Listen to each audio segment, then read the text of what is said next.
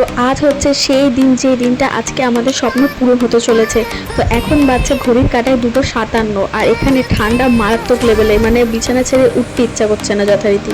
তো গা থেকে ঢাকা খোলার কথা তো ভাবতেই পারছি না যে এই খুলবো, কিন্তু চোখও তো খুলতে হবে, মানে কোনো কিছুতেই হচ্ছে না, এতটা ঠান্ডা এখানে। এই ঠান্ডার মধ্যে 2:57 উঠে স্নান করে রেডি হয়ে আমাদের বেরোতে হবে কেদারনাথের উদ্দেশ্যে। তো চলো ঝটাপট এবার উঠে পড়া যাক। আমরা হয়ে গেছি রেডি, এবার কেদারনাথ যাওয়ার উদ্দেশ্যে রওনা দেবো। তো আমি পুরো রেডি সেডি হয়ে গেছি, এদিকে ও রেডি হয়ে গেছে। তো আমরা এখানে সব রুম ছেড়ে দেবো, যার জন্য একটা রুম শুধুমাত্র রাখবো যেখানে সব লাগেজগুলো থাকবে, কারণ এতগুলো লাগেজ নিয়ে তো উঠে যাবে না, তার জন্য শুধু একটাই রুম রাখবো আর বাকি সবগুলো ছেড়ে দেবো। তো সব রুমের লাগেজগুলো নিয়ে যাওয়া হচ্ছে।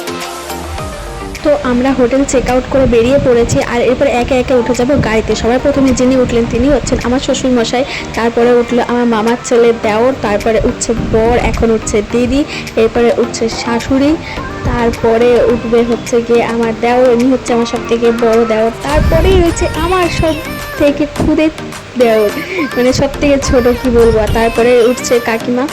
আর এরপরে সবার সাথে আলাপটা এই কারণে করিয়ে দিচ্ছি কারণ আমরা টোটাল 11 জন মিলে যাত্রা করছি, তো তোমাদেরও বুঝতে সুবিধা হবে কে কোনটা, তার জন্য সবার সাথে তোমাদের আলাপটা করিয়ে দিচ্ছি।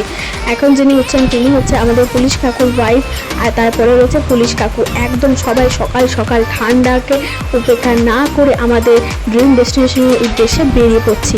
তারপরে উঠে হচ্ছে আমার দুটো দেওর। হ্যাঁ, তোমরা ভাবছো তো দেওরের দেওর, হ্যাঁ আমার এরকমই দেওরের ছড়াছড়ি, মানে কি বলবো দেওরের কোন গুণে আমার। তারপরে উঠছে আমাদের ম্যানেজার দাদা, আর ইনি হচ্ছে আমার কাকা শ্বশুর, মানে এত ইয়ার্কি মারে সারা ট্রিপটা ইনি একদম আমাদের মাতিয়ে রেখেছে, এরকম একটা অবস্থা। তারপরে উঠে পড়ছি আমি। এরপর আমাদের ট্রাভেলার্সের গাড়ি করে আমরা চলে যাব সীতাপুর থেকে সোনপ্রয়াগ। তো চলো গিয়ে আবার দেখা হচ্ছে।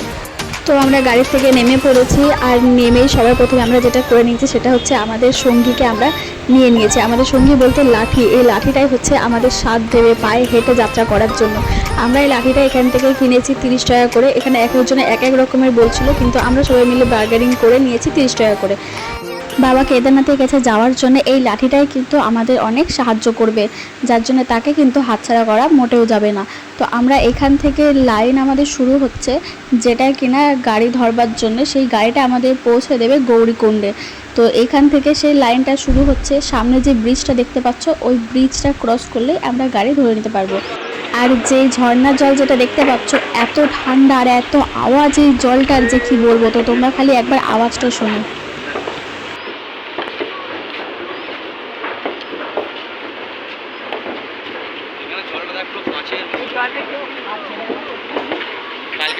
শুনলে তো আওয়াজটা, এখানকার ঝর্ণার আওয়াজগুলো এইরকমই, আর জলগুলো মারাত্মক লেভেলের ঠান্ডা, মানে গায়ে নিলে আর নিউমোনিয়া তো অনিবার্য। তো চলো এই ব্রিজটা ক্রস করলে আমরা আমাদের গাড়ি ঢুকতে পারবো। আর লাইন তো কোনো রকমে শেষই হচ্ছে না, এগিয়েই যাচ্ছি। আর এখানে কিন্তু আমাদের ফটো তোলা অলরেডি স্টার্ট হয়ে গেছে। আমার শ্বশুরমশাই তো পেছন থেকে দেখো মাথা উঁচু করে ছবি তুলেই যাচ্ছে। আর এখানে মানুষজনের এত ভিড়, আর গাড়ির মানে কোনো রকমের মিনিটের মধ্যে আসবে গাড়ি দাঁড়াবে, সেটা তোমাকে কথা বলে সেকেন্ডের মধ্যে বেরিয়ে যেতে হবে, বেশিক্ষণ এখানে গ্যাদারিং করা যাবে না। আর আমাদেরও গাড়িওয়ালার সাথে কথা বলা হয়ে গেছে, আমাদের পার হেড পড়ছে তোমার 50 টাকা করে।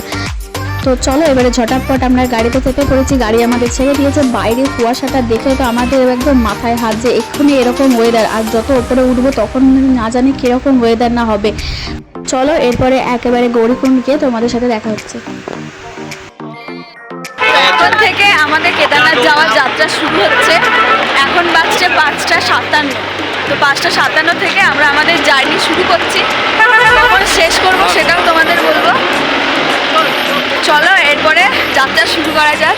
একবার বলো সবাই জয় ভোলে, হায় হায় মহাদেব। তো আমরা একদম ফুললি এনার্জি নিয়ে সবাই আমাদের যাত্রাটা শুরু করেছি, আর আমাদের টার্গেট কিন্তু পায়ে হেঁটে উঠবো, যতই কষ্ট হয়ে যাক না কেন, যতই যাই হয়ে যাক না কেন, আমরা পায়ে হেঁটে উঠবো, এই চিন্তা ভাবনা নিয়ে আমরা আমাদের যাত্রা শুরু করেছি। তো আমাদের জোশ লেভেলটা একদম হাই। এখানে দেখতে পাচ্ছ সবারই মুখে একটা হাসি, সবারই যে স্বপ্ন পূরণ হচ্ছে এই খুশিতেই আমরা এখানে হাঁটা শুরু করছি। আর এখানে রাস্তাঘাট কিন্তু সমানে পরিষ্কার করে যাচ্ছে, আর এই জায়গাটার থেকে তোমার কিন্তু ডুলি স্টার্ট হচ্ছে, আর একটু পরে গিয়ে তোমার ঘোরা স্টার্ট হবে। এখান থেকে মানুষজনে দেখো ডুলিতে করে যাওয়া স্টার্ট করে দিয়েছে।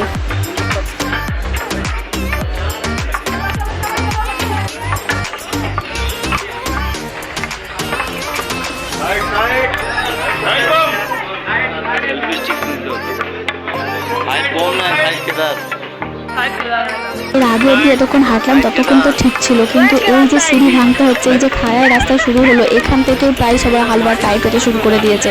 মানে যত উপরের দিকে যাচ্ছি তত মনে হচ্ছে যে শ্বাসকষ্ট হচ্ছে। কিন্তু আমরা আমাদের এনার্জি লেভেলটা হাই রাখার চেষ্টা করছি, নর্মাল রাখার চেষ্টা করছি, হাই বলাটা দূর, নর্মাল রাখার চেষ্টা করছি যে যতটাই কষ্ট হয়ে যাক না কেন আমরা কিন্তু হেঁটে উঠবো। পুরো ঘেমে এনে একাকার হয়ে গেছি, প্রায় 1 ঘন্টার মতো হেঁটেছি। এরপর একটু দাঁড়ালাম, রেস্ট নেবো। সব সোয়েটার জ্যাকেট সবার মতো তুলে দিয়েছে।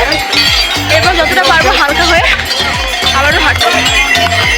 তো চলো সবাই একটু রেস্ট নিই, তারপর আবার হাঁটা শুরু করবো।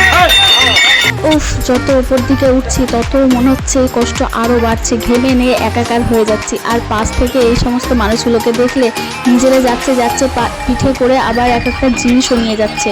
আর এইদিকে খচ্চরগুলোকেও কিন্তু মালপত্র চাপিয়ে দিয়েছে, তাদেরকেও কিন্তু এরকমভাবে ওপরে নিয়ে যাওয়া হচ্ছে। মানে এখানকার মালপত্র ওরা ওপরে তুলতে এই খচ্চরগুলোকেও ব্যবহার করে। এত কাছ থেকে এই জিনিসগুলোকে দেখে না নিজের ভিতরে এতটা কষ্ট হচ্ছে যে কি বলবো। মানে আমাদের নিজেরা একারা উঠতে এতটা কষ্ট হচ্ছে, লাঠির সাহারা দিয়ে আমাদের উঠতে হচ্ছে। আর এখানে এদেরকে দেখো কীরকমভাবে উঠছে।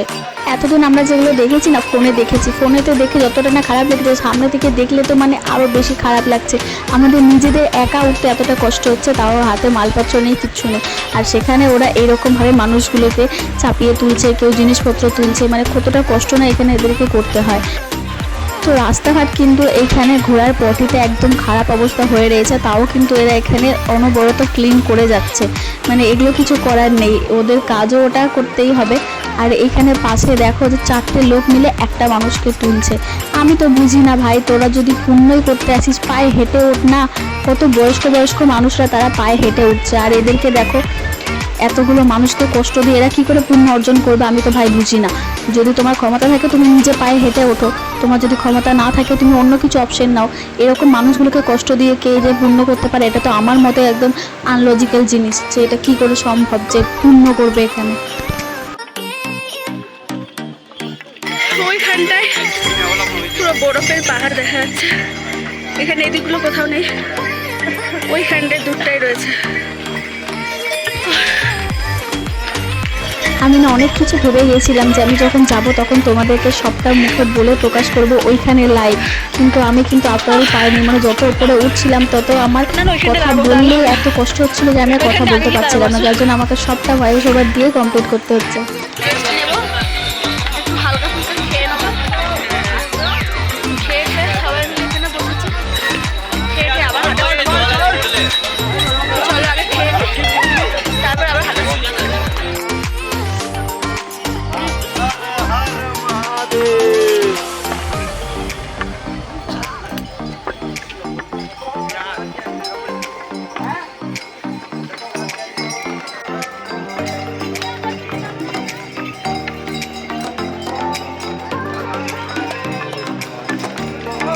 এতক্ষণ যেটা দেখছিলে সেটা সবাই যেখান থেকে হাঁটছিল সেই জায়গা থেকে জিগজ্যাগ পাড়া রাস্তা, ওই রাস্তা দিয়ে আমরা হাঁটছিলাম। আর এটা হচ্ছে প্রথম শর্টকাট যেটা আমরা এখন ইউজ করছি।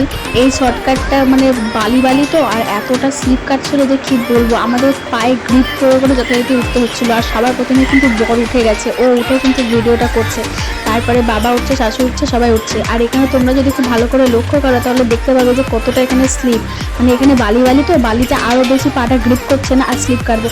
তো এক্ষুনি লক্ষ্য করে দেখো, আমি এক্ষুনি এখানে স্লিপ কাটবো বলে, এই দেখো প্রায় 6 ঘন্টা হেঁটে আসার পর আমরা এই জায়গাটায় এসেছি। এই জায়গাটা মিডল পয়েন্ট হিসেবে আমরা মনে করছি, ঠিক আছে। কারণ আমাদের যে টার্গেট যেটা ছিল গৌরীকুণ্ড থেকে তোমার কেদারনাথে, সেই রাস্তার এটা কিন্তু মিডল হিসেবে দাঁড়াচ্ছে আমাদের হিসাব মতো।